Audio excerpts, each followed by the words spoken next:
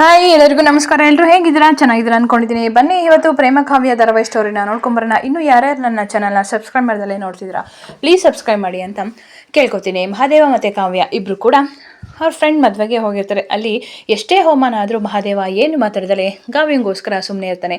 ಆಗ ಕಾವ್ಯನ ಫ್ರೆಂಡ್ಸ್ ಎಲ್ಲ ಒಂದು ಸೆಲ್ಫಿ ತೊಗೊಳ್ಳೋಣ ಬನ್ನಿ ಅಂತ ಹೇಳಿಬಿಟ್ಟು ಅವಳು ಸೆಲ್ಫಿ ತೊಗೊಳಕ್ಕೆ ಅಂತ ಹೋಗ್ತಾಳೆ. ಅದರಲ್ಲಿ ಹಿತ ಅವ್ನ ಗಂಟ ಅವನು ಕೂಡ ಕಾವ್ಯನ ಹಿಂದೆ ನಿಂತಿರ್ತಾರೆ. ಹಾಗೆ ಅವನ್ನ ಒಂಥರ ವಿಚಿತ್ರವಾಗಿ ನೋಡಿ ಅವಳು ಕೈ ಮೈ ಎಲ್ಲ ಮುಟ್ತಾ ಇರ್ತಾನೆ. ಅದನ್ನು ಮಹಾದೇವ ನೋಡ್ತಾ ಇರ್ತಾನೆ. ಅದನ್ನು ಮಹಾದೇವ ನೋಡಿ ಸಹಿಸ್ಕೊಳಕ್ಕಾಗ್ದಲೆ ಹಾಗೆ ಕಂಟ್ರೋಲ್ ಮಾಡ್ಕೊಂಡು ನಿಂತಿರ್ತಾರೆ. ನಂಗೆ ಕೋಪ ಮಾಡಿಕೊಂಡ್ರೆ ಇಲ್ಲಿ ಕಾವ್ಯಂಗೆ ಮರ್ಯಾದೆ ಹೋಗುತ್ತೆ ಅಂತ ಹೇಳ್ಬಿಟ್ಟು ಸುಮ್ಮನೆ ನಿಂತಿರ್ತಾನೆ. ಆಗ ಒಂದು ನಿಮಿಷ ಬರ್ತೀನಿ, ನಾನು ವಾಶ್ರೂಮ್ಗೆ ಹೋಗಿ ಬರ್ತೀನಿ ಅಂತ ಹೇಳ್ಬಿಟ್ಟು ಅಲ್ಲಿಂದ ಕಾವ್ಯ ಅವನ್ನ ದೂರ ತಳ್ಳಿಬಿಟ್ಟು ಅಲ್ಲಿಂದ ಹೋಗ್ತಾನೆ. ಆಗ ಮಹಾದೇವ ಇವನಿಗೆ ಬುದ್ಧಿ ಕಲಿಸ್ಲೇಬೇಕು ಅಂತ ಹೇಳ್ತಾನೆ. ಸರ್ ಎಲ್ಲೋಗ್ತಿದ್ದೀರಾ ಅಂತ ಹೇಳ್ತಾರೆ. ಇನ್ನೊಂದು ಕಡೆ ಕಾವ್ಯ ಮುಖನ ತೊಳೆಯೋಕ್ಕೆ ಅಂತ ಹೋಗ್ಬಿಟ್ಟು ಮಹಾದೇವಿಗೆ ಮಾಡಿದಂಥ ಅವಮಾನ ಎಲ್ಲನೂ ನೆನೆಸ್ಕೊತಾ ಇರ್ತಾಳೆ. ಅವ್ರಿಗೆ ಎಷ್ಟು ಧೈರ್ಯ, ಡ್ರೈವರ್ ಅಂತ ಹೇಳಿ ಅವ್ರಿಗೆ ಎಷ್ಟು ಅವಮಾನ ಮಾಡ್ತಿದ್ದಾರೆ. ಹೌದು, ನನಗೆ ಯಾಕೆ ಅವ್ರ ಮೇಲೆ ಫೀಲ್ ಬರ್ತಿದೆ ಅಂತ ಹೇಳ್ತಿರ್ತಾರೆ. ಆದರೂ ಫೀಲ್ ಬರಲಿ ಅಂತಂದ್ರು ಮಹಾದೇವನ ತುಂಬ ಹರ್ಟ್ ಮಾಡಿದರು, ಅವ್ರಿಗೆ ತುಂಬ ಅವಮಾನ ಮಾಡಿದ್ರಲ್ಲ ಅಂತ ಹೇಳ್ತಾರೆ. ಯಾರೇ ಆದರೂ ಕೂಡ ಇಷ್ಟು ಅವಮಾನ ಮಾಡಬಾರ್ದು. ಅದರಲ್ಲೂ ನನ್ನ ಗಂಡ ಅಂತ ಹೇಳ್ಕೊಂಡ್ರೆ ಏನು ಅವಮಾನ ಆಗುತ್ತೆ? ಹೌದು, ನನಗೆ ಅವ್ರ ಮೇಲೆ ಪ್ರೀತಿ ಬರ್ತಿದ್ಯಾ ಏನಾದರೂ ಮನಸ್ಸಲ್ಲಿ? ಅಲ್ವಲ್ಲ, ನಾನಂತೂ ಯಾವತ್ತೂ ಆ ಮದುವೆನ ನನ್ನ ಮದುವೆ ಅಂತ ಹೋಗ್ಕೊಳ್ಳಲ್ಲ. ಆದರೂ ಕೂಡ ಅವ್ರ ಮೇಲೆ ಸಾಫ್ಟ್ ಕಾರ್ನರ್ ಯಾಕೆ ಬರ್ತಿದೆ ಅಂತ ಅನ್ಕೋತಿರ್ತಾಳೆ ಕಾವ್ಯ ಇನ್ನೊಂದು ಕಡೆ. ಹಾಗೆ ಮಹಾದೇವ ಅವ್ರ ತೇಜು ಹಿತ ಅವ್ರ ಗಂಡನ ಕರೆದ್ಬಿಟ್ಟು ಮಾತಾಡ್ತಿರ್ತಾರೆ. ಏನು ಸರ್ ಕರೆದ್ರಲ್ಲ ಅಂತ ಹೇಳ್ತಾರೆ. ಏನು ಕರೆದ್ರಲ್ಲ, ನೀವು ತುಂಬ ಬುದ್ಧಿವಂತರು, ಓದ್ಕೊಂಡಿದ್ರಂಗಿದ್ದೀರಾ, ದೊಡ್ಡ ಕೆಲಸದಲ್ಲಿ ಇರಂಗಿದ್ದೀರಾ, ಆ ಥರ ಬೇರೆಯವ್ರ ಹೆಣ್ಮಕ್ಳ ಮೇಲೆ ಕೈ ಹಾಕೋದು ತಪ್ಪಲ್ವಾ ಸರ್? ಅದನ್ನೆಲ್ಲ ಹೇಳೋಕ್ಕೆ ನೀನು ಯಾರೋ? ಅದೆಲ್ಲ ಹೈ ಸೊಸೈಟಿಲಿ ಪ್ರೊಫೆಷನಲ್ ಕೊಣೋ. ಏನು ಪ್ರೊಫೆಷನ್ ಆದರೂ ಹೆಣ್ಮಕ್ಳ ಹತ್ರ ಹೆಂಗಿರಬೇಕು ಹಂಗಿರಬೇಕು. ನೀವು ಆ ಥರ ಮಾಡಿದ್ದು ತಪ್ಪು. ನೀನು ಯಾವನೋ ನನಗೆ ಹೇಳಕ್ಕೆ ಬರೋಕ್ಕೆ? ಆಫ್ಟರ್ ಒಬ್ಬ ಡ್ರೈವರ್ ಆಗಿರೋದು ಕಲ್ತ್ಕೊ. ಯಾರೇ ಆದರೂ ಮನುಷ್ಯತ್ವ ಇರೋರು ನೋಡಿದರೆ ಮಾತಾಡ್ತಿರ್ತಾರೆ ಸರ್. ನೀವು ಏನು ಅಂದ್ಕೊಂಡಿದ್ದೀರಾ ಹೆಣ್ಮಕ್ಳ ಬಗ್ಗೆ? ಯಾರ ಮನೆ ಹೆಣ್ಮಕ್ಳಾದ್ರೂ ಕೂಡ ಅವರು ಹೆಣ್ಮಕ್ಳೇ. ನೀವು ಆ ಥರ ಮಾಡೋದು ತುಂಬ ತಪ್ಪು ಅಂತ ಮಾತಾಡ್ತಿರ್ತಾರೆ. ಹಾಗೆ ಎಲ್ಲರೂ ಕೂಡ ಬರ್ತಾರೆ.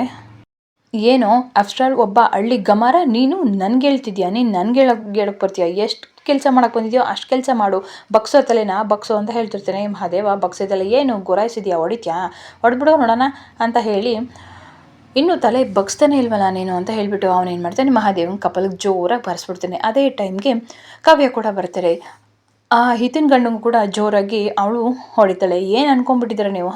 ನಿಮ್ಗೆ ಎಷ್ಟು ಧೈರ್ಯ ಅವ್ರ ಮೇಲೆ ಕೈ ಮಾಡೋಕ್ಕೆ? ನಿಮ್ಗೆ ಏನು ರೈಟ್ಸ್ ಇದೆ ಅವ್ರ ಮೇಲೆ ಕೈ ಮಾಡೋಕ್ಕೆ? ಅವ್ರಿಗೆ ಎಷ್ಟು ಅವಮರ್ಯಾದೆ ಮಾಡ್ತಿದ್ರು, ಅವರು ಸಹಿಸ್ಕೊಂಡು ಎಲ್ಲ ನಿಂತಿದ್ರಲ್ಲ ಅಂತ ಹೇಳ್ತಾರೆ. ಆಗ ಅವಳ ಫ್ರೆಂಡ್ ಇತನೂ ಕೂಡ ನನ್ನ ಗಂಟನ ಮೇಲೆ ನೀನು ಯಾಕೆ ಕೈ ಮಾಡಿದೆ ಅಂತ ಹೇಳ್ತಾರೆ. ಆಗ ಕಾವ್ಯ ಅವಳಿಗೂ ಕೂಡ ಒಂದು ಕಪಾಲಕ್ಕೆ ಒಂದು ಜೋರಾಗಿ ಬರಸಲಿ. ಯಾಕೆ ಹೊಡಿತಿದ್ಯಾ ನನಗೆ? ಮತ್ತು ಯಾರೇ ಆಗಿದ್ರು ಅವ್ರನ್ನ ಯಾಕೆ ನೀನು ಅಷ್ಟು ಅವಮಾನ ಮಾಡ್ತಿದ್ದೀರಾ?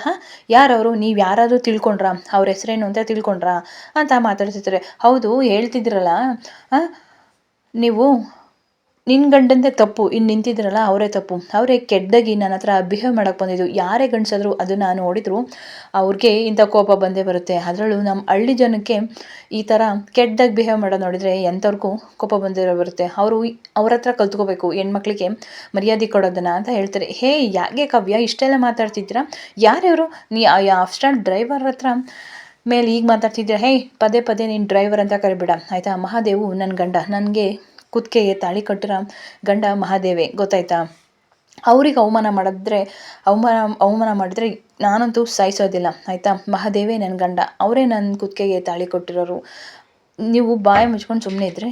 ಇನ್ನೊಂದು ಕಡೆ ರಾಮ್ ಹಾಗೆ ಯೋಚನೆ ಮಾಡ್ತಾ ನಿಂತಿರ್ತಾಳೆ. ಪ್ರೇಮನು ಅಲ್ಲೇ ಕಸ ಗುಡಿಸ್ತಿರ್ತಾಳೆ. ಇನ್ನೊಂದು ಕಡೆ ರಾಮ್ ಪ್ರವೀಣ್ ಹೇಳಿದಂತಹ ಎಲ್ಲ ಸತ್ಯನೂ ಕೂಡ ಅವರು ನೆನೆಸ್ಕೊತಾ ಇರ್ತಾನೆ. ಹಾಗೆ ರಾಮ್ ಮೇಲೆ ಅಟ್ಯಾಕ್ ಮಾಡೋಕ್ಕೆ ಬಂದಾಗ ಪ್ರೇಮ ಬಂದು ಅಡ್ಡ ನಿಂತ್ಕೊಂಡು ಅವಳನ್ನ ಸೇವ್ ಮಾಡಿದ್ದು, ಆಗ ಗುರಾಯಿಸಿದ್ದು. ಆಮೇಲೆ ಅವ್ರನ್ನ ಆದ್ನಿ ಕಣ, ನಮ್ಮ ಅತ್ತೆ ಕಣೆ, ಅವ್ರ ಬಟ್ಟೆ ತೊಳೆದ್ರೆ ನಿನಗೆ ಏನೂ ಪ್ರಾಬ್ಲಮ್ ಆಗಲ್ಲ ಬಿಡು ಅಂತ ಹೇಳ್ತಿದ್ದು ಎಲ್ಲನೂ ಕೂಡ ಪ್ರೇಮ ಬಗ್ಗೆ ನೆನೆಸ್ಕೊತಾ ಇರ್ತಾರೆ. ನನಗಂತೂ ಗೊತ್ತಾಗ್ತಿಲ್ಲ ಯಾವುದು ಸುಳ್ಳು, ಯಾವುದು ಸತ್ಯ, ಯಾವುದು ಪ್ರೀತಿ, ಯಾವುದು ಮೋಸ ಅಂತ ನನಗೆ ಗೊತ್ತಾಗ್ತಿಲ್ವಲ್ಲಪ್ಪ ಅಂತ ಹಾಗೆ ಒಬ್ಬನೇ ಯೋಚನೆ ಮಾಡ್ತಾ ನಿಂತಿರ್ತಾನೆ. ಇನ್ನೊಂದು ಕಡೆ ಕಾವ್ಯ ದಯವಿಟ್ಟು ನೀನು ಇನ್ನು ನಿಲ್ಲಿಸು, ಮಾತಾಡಬೇಡ ಆಯಿತಾ? ಯಾರೇ ಆದ್ರೂ ಕೂಡ ಮರ್ಯಾದೆ ಕೊಡೋದನ್ನು ಕಲ್ತ್ಕೋಬೇಕು ಆಯಿತಾ? ನೀವೆಲ್ಲರೂ ಓದಿದ್ದೀರಾ, ಒಳ್ಳೆ ಇದ್ದೀರಾ ಅಂತ ಹೇಳ್ತಿರಲ್ಲ, ಅವ್ರ ಹೆಸರು ಏನಂತ ತಿಳ್ಕೊಂಡ್ರ ನೀವು? ಬರೀ ಡ್ರೈವರ್ ಅಂತ ಕಳ್ತಿದ್ದೀರಾ? ಯಾರೇ ಡ್ರೈವರ್ ಆಗಿದ್ರು ಅವ್ರಿಗೂ ಒಂದು ಮಾನವೀಯತೆ ಇರುತ್ತೆ, ಅವ್ರಿಗೂ ಒಂದು ಮನುಷ್ಯತ್ವ ಮನಸ್ಸು ಅನ್ನೋದನ್ನು ಇರುತ್ತೆ. ಈ ಥರ ಕೆಟ್ಟದಾಗಿ ಬಿಹೇವ್ ಮಾಡೋದಲ್ಲ ಆಯಿತಾ. ಮಹಾದೇವೇ ನನ್ನ ಗಂಡ ಆಯಿತಾ. ಫಸ್ಟು ಒಬ್ಬರಿಗೆ ಮರ್ಯಾದೆ ಕೊಡೋದನ್ನು ಕಲ್ತ್ಕೊಳ್ಳಿ. ನೀವು ಒಬ್ಬರು ಜನಗಳ ನೀವು ನಿಮ್ಮ ಮದುವೆನ ಮುಂದುವರಿಸಿ ಆಯಿತಾ. ನನಗಂತೂ ಇಲ್ಲಿರೋಕ್ಕೆ ಇಷ್ಟ ಇಲ್ಲ. ನಿಮ್ಮ ಪಾಡಿಗೆ ನೀವು ಎಂಜಾಯ್ ಮಾಡ್ಕೊಳ್ಳಿ ಆಯಿತಾ. ನನಗಿಲ್ಲಿ ಒಂದು ಕ್ಷಣನೂ ಕೂಡ ನಿಲ್ಲಕ್ಕೆ ಇಷ್ಟ ಇಲ್ಲ. ಬನ್ನಿ ಮಹಾದೇವ್, ಇಲ್ಲಿಂದ ಹೊರಟೋಗೋಣ. ಇಂಥ ಜನಗಳ ಮಧ್ಯೆ ನಾವು ಇರೋದು ಬೇಡ. ಒಂದು ಮರ್ಯಾದೆ ಕೊಡೋಕ್ಕೆ ಬರಲ್ಲ ಅಂತ ಅಂದಮೇಲೆ ನಮಗೂ ಕೂಡ ನಮ್ಮ ಚಪ್ಪಲಿಗೂ ಕೂಡ ಇಲ್ಲಿ ಒಂದು ಮರ್ಯಾದೆ ಇರಲ್ಲ ಅಂತ ಹೇಳ್ತಾರೆ. ಹೇ ಕಾವ್ಯ, ಹಾಗೆಲ್ಲ ಯಾಕೆ ಮಾತಾಡ್ತಿದ್ಯಾ? ಮತ್ತು ಇನ್ನೇನು ಮತ್ತೆ ನೀವೆಲ್ಲ ಮನುಷ್ಯತ್ವ ಇರೋರ ನೀವು ಛೇ ಅಂತ ಹೇಳಿಬಿಟ್ಟು ನೀವು ಪಾರ್ಟಿನ ಮುಂದುವರಿಸಿ ಅಂತ ಹೇಳಿಬಿಟ್ಟು ಮಹಾದೇವ್ ಬನ್ನಿ ಹೋಗೋಣ ಅಂತ ಹೇಳಿಬಿಟ್ಟು ಕಾವ್ಯ ಕೈನ ಇಟ್ಕೊಂಡು ಕರ್ಕೊಬರ್ತಾನೆ. ಆಗ ಗಾಡಿ ಹತ್ರಕ್ಕೆ ಬಂದು ಏನು ಅಂದ್ಕೊಂಡಿದ್ಯಾ, ನಾನು ದೊಡ್ಡ ರೌಡಿ ಹಾಗೆ ಹೀಗೆ ಊರಲ್ಲಿ ಅಂತೀಯ, ಅವನಷ್ಟು ಅವಮಾನ ಮಾಡ್ತಿದ್ರು ನೀನು ಸುಮ್ಮನೆ ಇದೆಯಾ? ಸುಮ್ಮನಿರು ಕಾವ್ಯ, ನಿನಗೆ ಬೇಜಾರಾಗುತ್ತೆ, ನಿಮ್ಗೆ ಅವಮಾನ ಆಗುತ್ತೆ ಅಂತ ನಾನು ಸುಮ್ಮನೆ ಇದ್ದೆ. ಯಾರೇ ಆದರೂ ಕೂಡ ಹಿಂತಿರುಗಿ ಏಟ್ ಕೊಡಲೇಬೇಕು. ಅದು ಕೆಟ್ಟದಾಗಲಿ ಒಳ್ಳೇದಾಗಲಿ ನಿಂಗೇನು ಗೊತ್ತಾಗಲ್ವಾ? ಹೌದಾ, ಸರಿ ಆಯಿತು. 5 ನಿಮಿಷ ನಿಂತರು. ನಂಗೆ ಒಂದೇ ಒಂದು ನಿಮಿಷ ಟೈಮ್ ಕೊಡು, ನಾನು ಕೊಟ್ಟಿದ್ದನ್ನ ವಾಪಸ್ಸು ಇಟ್ಕೊಳ್ಳಲ್ಲ, ನಾನು ಯಾರು ಅಂತ ಹೋಗಿ ತೋರಿಸ್ಬತ್ತೀನಿ ಅಂತ ಹೇಳ್ತೀರಿ. ಏನು ಮಾಡ್ತಿದ್ಯಾ ಮಹಾದೇವ, 1 ನಿಮಿಷ ಇರು ಕಾವ್ಯ, ನಾನು ಕೊಟ್ಟಿದ್ದನ್ನ ಯಾವತ್ತೂ ಇಟ್ಕೊಳ್ಳಲ್ಲ, ಚಕ್ರ ಬಡ್ಡಿ ಕೊಟ್ಬಿಟ್ಟು ಬರ್ತೀನಿ ಅಂತ ಹೇಳಿಬಿಟ್ಟು ಗಾಗಲ್ ಗ್ಲಾಸ್ ಹಾಕ್ಕೊಂಡು ಬರ್ತಾರೆ.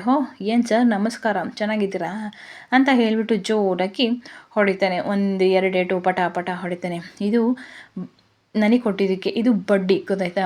ಇನ್ಮೇಲೆ ಯಾವುದೇ ಕಾರಣಕ್ಕೂ ಈ ಥರ ಕೆಟ್ಟದಾಗಿ ಯಾರನ್ನೂ ನೋಡೋಕೆ ಹೋಗ್ಬೇಡ, ಮಾತಾಡ್ಸೋಕೆ ಹೋಗ್ಬೇಡ, ಸರಿ ಇರಲ್ಲ. ನಮ್ಮ ಹಳ್ಳಿ ಕಡೆ ಕೊಟ್ಟಿದ್ದನ್ನು ಯಾರು ಇಟ್ಕೊಳ್ಳಲ್ಲ, ಅದಕ್ಕೆ ನಿಮಗೆ ವಾಪಸ್ ಕೊಟ್ಟೆ ಆಯಿತಾ. 100 ಕಾಲ ಚೆಂದಾಗಿರಿ ಅಂತ ಹೇಳಿಬಿಟ್ಟು ಮಹಾದೇವ ಅಲ್ಲಿಂದ ಹೊರಟೋಗ್ತಾರೆ. ಆದರೂ ಮಹಾದೇವನ ಗೊತ್ತು ಬಿಡಿ. ಹಾಗೆ ಹೊರಟಿರ್ಬೇಕಾದ್ರೆ ಮಹಾದೇವ ಒಂದು ಸೈಲೆಂಟ್ ಸಾಂಗ್ ಹಾಕಿರ್ತಾನೆ. ಏನಿದು ಹಿಂಗೆ ಕೂತ್ಬಿಟ್ರಲ್ಲ, ಏನು ಮಾತಾಡ್ತಾನೆ ಇಲ್ಲ ಅಂತ ಹೇಳ್ತಾನೆ. ಏನು ರಿಯಾಕ್ಷನ್ನೇ ಇಲ್ಲ ಅಂತ ಹೇಳ್ತಾನೆ. ಏನು ಯಾಕೆ ವಾಲ್ಯೂಮ್ ಜಾಸ್ತಿ ಮಾಡ್ತಿದ್ಯಾ ಅಂತ ಕಾವ್ಯ ಕೇಳ್ತಾಳೆ. ಏನಿಲ್ಲ, ನಮ್ಮ ಮನಸ್ಸಿಗೆ ತುಂಬ ಖುಷಿಯಾದಾಗ, ಏನು ಹೇಳ್ಕೊಳಕ್ಕೆ ಬರದೇ ಇದ್ದಾಗ ಈ ಹಾಡಿ ಮೂಲಕ ಹೇಳೋಕ್ಕೆ ಅಂತ ನಾನು ಹಾಡಾಕತ್ತೀನಿ ಅಂತ ಹೇಳ್ತೀನಿ. ಏನು ಅಂದ್ಕೊಂಡಿದ್ಯಾ ಅಂತ ಕೇಳ್ತಿರ್ತಾರೆ. ಏನಿಲ್ಲ ಬಿಡು, ನೀನಲ್ಲಿ ಒಂದೊಂದು ಆಡಿದ ಮಾತು, ನೀನು ಅವರೆಲ್ಲರ ಎದುರುಗಡೆ, ನೀನು ಅಷ್ಟೊಂದು ಜನ ಎದುರುಗಡೆ ಈ ಮಹಾದೇವ ನನ್ನ ಗಂಡ ಅಂತ ಹೇಳಿದ್ದು, ಅಬ್ಬಾ ನನಗಂತೂ ಭಾರಿ ಖುಷಿ ಆಯ್ತಪ್ಪ. ಅದರಲ್ಲೂ ನೀನು ಕೈ ಇಟ್ಕೊಂಡು ನನ್ನ ಇಟ್ಕೊಂಡು ಎಳ್ಕೊಂಡು ಬಂದಿದ್ದು ಆ ನಿನ್ನ ದಿಟ್ಟತನ ಎಲ್ಲನೂ ಕೂಡ ನನಗೆ ನೋಡಿ ತುಂಬ ಖುಷಿ ಆಯಿತು ಕಾವ್ಯ ಅಂತ ಹೇಳ್ತಾರೆ. ಅಲೋ ಏನಿಲ್ಲ, ನಿನ್ನ ಒಂದು ಜಾಗದಲ್ಲಿ ಬೇರೆ ಯಾರೇ ಇದ್ದರೂ ನಾನು ಅದೇ ರೀತಿ ಮಾಡ್ತಿದ್ದೆ ಆಯಿತಾ, ಅವಮಾನ ಆಗೋಕ್ಕೆ ಬಿಡ್ತಿರಲಿಲ್ಲ. ಹಾಂ ಸರಿ. ಆದರೂ ಕಾವ್ಯ ನೀನು ಎಷ್ಟೇ ಏನೇ ನಾನಂತೂ ತಡ್ಕೊಂಡಿರ್ತೀನಿ. ನೀನು ಆ ಮಾತು ಕೇಳಿ ನನಗಂತೂ ಹಾಲು ಕುಡ್ದಷ್ಟು ಸಂತೋಷ ಆಯಿತು. ಅಯ್ಯೋ ದೇವ್ರೆ, ಇಷ್ಟಕ್ಕೆ ನೀನು ಈಗ ಆಡ್ತಿದ್ಯಲ್ಲ ಅಂತ ಅನ್ಕೋತಿರ್ತಾರೆ. ಆಯ್ತು ಬನ್ನಿ ಹೋಗೋಣ ಅಂತ ಬರ್ತಾಳೆ. ನಂತರ ಮನೇಲಿ ಕಲ್ಯಾಣಿ ಮತ್ತು ಶ್ರೀಧರ್ ಇಬ್ಬರು ಕೂಡ ಏನಿದು ಬರಲೇ ಇಲ್ವಲ್ಲ ಇಬ್ಬರು ಅಂತ ಹೇಳ್ತಾರೆ. ಆಗ ಪ್ರೇಮ ಬಂದರು ಅತ್ತೆ ಅಂತ ಹೇಳ್ತಾರೆ. ಏನು ಎಲ್ಲ ಮದುವೆ ಎಲ್ಲ ಚೆನ್ನಾಗಿತ್ತಾ, ಹೇಗಾಯಿತು ಅಂತ ಹೇಳ್ತಾರೆ. ಮದುವೆ ಎಲ್ಲ ಚೆನ್ನಾಗಾಯಿತು ಅಂತ ಹೇಳ್ತಾರೆ. ಏನಪ್ಪ ಹುಲಿ ಅಂತ ಹೇಳ್ತಾರೆ. ಫಸ್ಟ್ ಟೈಮ್ ಏನು ಟ್ರಿಪ್ ಹೋಗಿದ್ದು, ಹೆಂಗಿತ್ತು? ಆ ಟ್ರಿಪ್ನ ನೆನೆಸ್ಕೊಂಡ್ರೆ ಹಬ್ಬ ಕಣ್ಣಲ್ಲಿ ರಕ್ತ ಬರುತ್ತೆ ಅಂತ ಅನ್ಕೊತಾನೆ. ಆಗ ಸರಿ ಸುಸ್ತಾಗಿರ್ತಾರೆ ಇಬ್ಬರು, ರೆಸ್ಟ್ ಮಾಡಿ ಅಂತ ಹೇಳ್ಬಿಟ್ಟು ಬರ್ತಾರೆ. ಮಹಾದೇವ ಹಾಗೆ ಮಾತಾಡಿಕೊಂಡು ಟೆರೆಸ್ ಮೇಲೆ ಬರ್ತಾನೆ. ಅವ್ರ ಅಮ್ಮ ಬರ್ತಾರೆ. ಏನಾಯಿತು ನಿಂತ್ಕೊಳ್ಳೋ, ಏನಮ್ಮ ನಿಂದು ಯಾಕೆ ಆಡ್ತಿದ್ದೀವ ಅಂತ ಹೇಳ್ತಾರೆ. ನಾನು ಏನು ಮಾಡ್ದೋ ಏನು ಹೇಳಿದೆ ನೀನು? ಅದೇ ನೀನು ಅಪ್ಪರ ಅವ್ಳ ಮನ್ಸಲ್ಲಿ ಪ್ರೀತಿ ಬರೋದವ್ರು ಸರಿಯಿಲ್ಲ, ಪರವಾಗಿಲ್ಲ, ಒಂದು ಸ್ವಲ್ಪನಾದ್ರೂ ಪ್ರೀತಿ ಬಂತೋ ಇಲ್ವೋ ಹೇಳೋ ಅಂತ ಹೇಳ್ತಾರೆ. ಅಯ್ಯೋ ಇಲ್ಲಿಂದ ಹೊರಟವಾ, ಏನಾಯಿತು ಅಂತ ಹೇಳೋ ಪ್ಲೀಸ್, ಒಂಚೂರು ಬಿಡ್ದಂಗೆ ಹೇಳೋ. ಇಲ್ಲಿಂದ ಹೊರಟವ ಕಾಡು ಬದಿಯಲ್ಲಿ ನಿಮ್ಮ ಸೊಸೆಗೆ ಏನು ಇಷ್ಟ ಅಂತೀಯ, ನಾನು ಒಳಗಡೆ ಹೋಗ್ಬಿಡ್ತೀನಿ ಅಂತ ಹೋದ್ಲು. ಆಮೇಲೆ ನೋಡಿದ್ರೆ ಅವಳು ಹೋಗ್ತಾ ಹೋಗೇ ಬಿಟ್ಟಿದ್ದಾಳೆ, ಸಿಕ್ಕಲೇ ಇಲ್ಲ ಕೈಗೆ. ನಾನು ಎಲ್ಲೋ ಇಲ್ವಲ್ಲ ಇವಳು ಅಂತ ಹುಡ್ಕೊಂಡು ಹೋದರೆ ಅವಳು ನನಗೆ ಸಿಕ್ಕಲೇ ಇಲ್ಲ, ಕತ್ಲೆ ಆಗೇ ಹೋಯ್ತು. ಎಷ್ಟು ಹುಡ್ಕಿದ್ರು ಕೂಡ ಅವಳು ನನಗೆ ಸಿಗಲೇ ಇಲ್ಲ. ಆ ಕಾಡು ರಾಕ್ಷಸಿ, ಏನೋ ಕಾಡು ರಾಕ್ಷಸಿ ಅಂತಿದೆ, ಸುಮ್ಮನೆ ಬಾಯಿಗೆ ಬತ್ತು ಕಣವೋ ಅದಕ್ಕೆ ಅಂದೆ ಅಂತ ಹೇಳ್ತಾರೆ. ಅದು ಕಾಡು ಮೇಡು ಮಧ್ಯದಲ್ಲಿ ಅವ್ರು ಯಾರೋ ನೆಂಟಿರ್ತಾರೆ, ನೋಡೋಕೆ ಹೋಗಿರ್ತಾಳೇನೋ ಅಂತ ನಾನು ಅಂದ್ಕೊಂಡ್ರೆ ಹೋಗ್ತಾನೆ ಇದು ಕತ್ಲೆ ಆಗೇ ಹೋಯ್ತು. ನನಗಂತೂ ಜಾಗ ಗೊತ್ತೇ ಆಗಲಿಲ್ಲ ಕಣವ, ಯಾವ ಕಡೆಗೆ ಹೋಗಬೇಕು ಏನು ಅಂತವ. ನನಗಂತೂ ಎಲ್ಲ ದೇವರು ಕೂಡ ನೆನಪನ್ಬಿಟ್ಟು ನಾನು ಹೆಂಡ್ತಿನ ಕಳ್ಕೊಬಿಡ್ತೀನಪ್ಪೋ ಅಂತ ಮನಸಲ್ಲೇ ಅಂದ್ಕೊಂಬಿಟ್ಟಿದ್ದೆ ಕಣವ.